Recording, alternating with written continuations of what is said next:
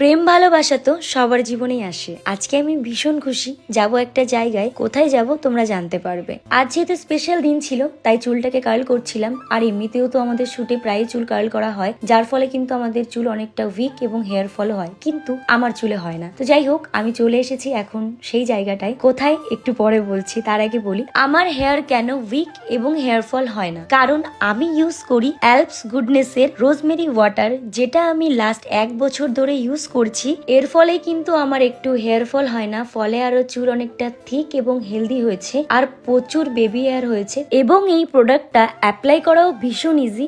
Just তোমাদের পুরো হেয়ারে spray করে নিতে হবে, আর তারপর তোমাদের মাসাজ করতে হবে। আর এটা তো non greasy, non sticky and water like texture হওয়ার কারণে এটা অ্যাপ্লাই করার পর ওয়াশ করারও প্রয়োজন হয় না। And this product available on purple.com and comment for link. আচ্ছা, কমেন্টে বলো তো, হাত দেখে কেউ চিনতে পারছো এটা কে?